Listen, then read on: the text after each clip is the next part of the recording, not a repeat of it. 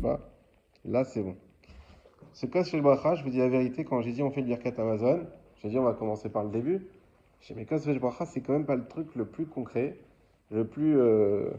Et finalement, il y a toutes les halachot pour le kiddush, et on va voir pour le birkat, et comment récupérer la bracha du birkat Amazon. Parce que birkat Amazon, faut pas oublier que c'est, à la base, c'est une bracha. Alors c'est une bracha parce que c'est une bracha, et c'est aussi une bracha parce qu'on reçoit une bracha grâce au birkat.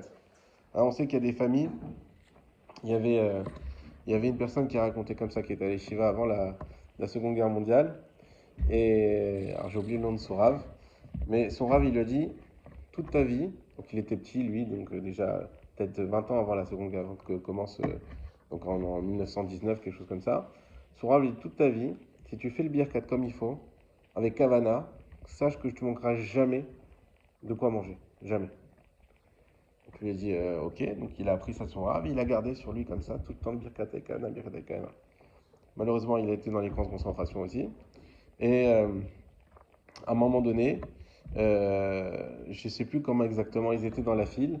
Et puis il y a le cuisinier qui a dit mais il nous faut quelqu'un là en cuisine, ça y est, on est complètement débordé. Et là il y a un capot qui l'a pris, qui lui a dit bah vas-y toi va en cuisine.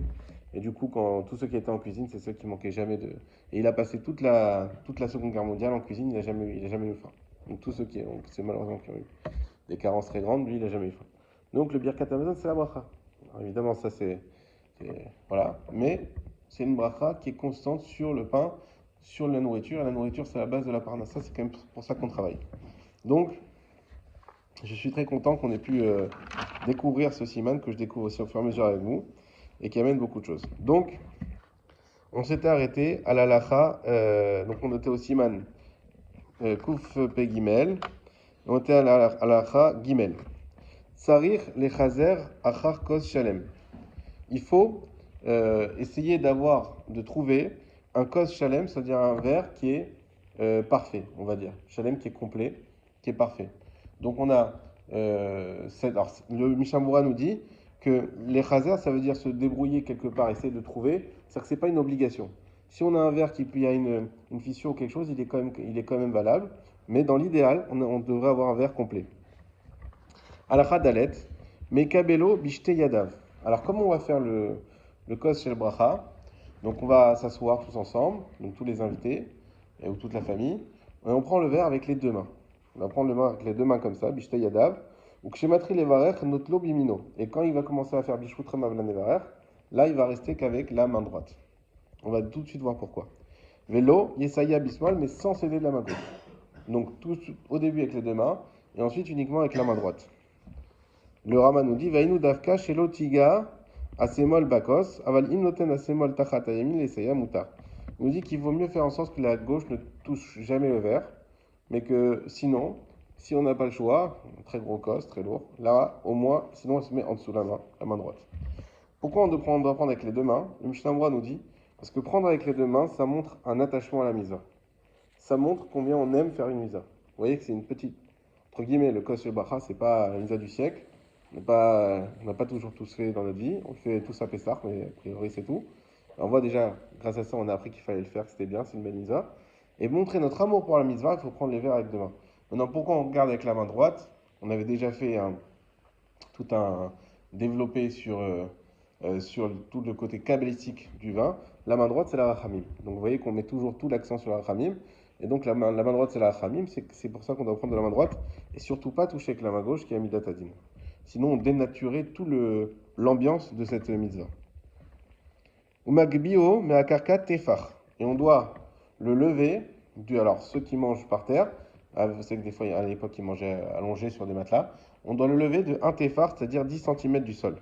Imo yoshev agabekarka s'il est par terre. Veum mese mishuchan magbio meashuchan tefar. Et s'il est assis à la table, comme on a l'habitude, alors c'est par rapport à la table qu'il faut qu'il y ait 10 cm. Venoten bo einav shelo yasir dato.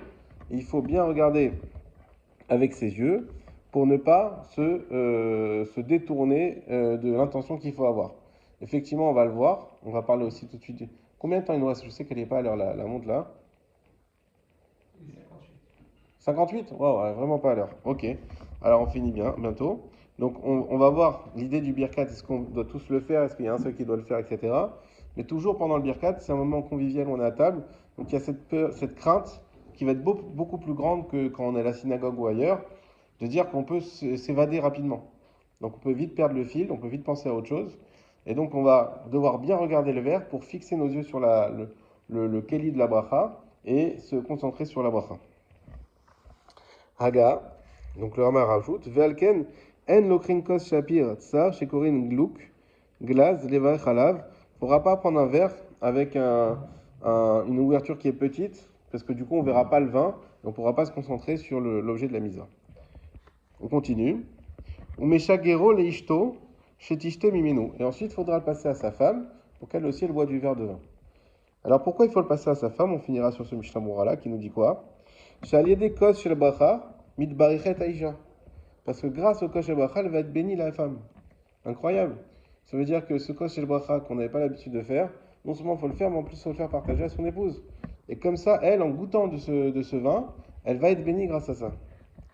Même si elle n'a pas mangé, même si elle n'a pas mangé, elle peut participer au repas, elle doit pas, c'est bien qu'elle goûte du kos shel bracha pour être bénie. Maintenant, s'il y a des invités, voilà, on a un Shabbat, on a du monde, il faut leur donner à eux aussi de goûter le kos shel bracha. Vechamoar lekan besiman kuf tzadik saif alef, rediman resh ayin alef saif yudalet ayin sham. V'yimorach mesev etzel balabait uverach halakos. Maintenant, si c'est l'invité lui-même qui a fait le zimoun, des fois on dit l'irvod à Cohen, fait le birket Amazon.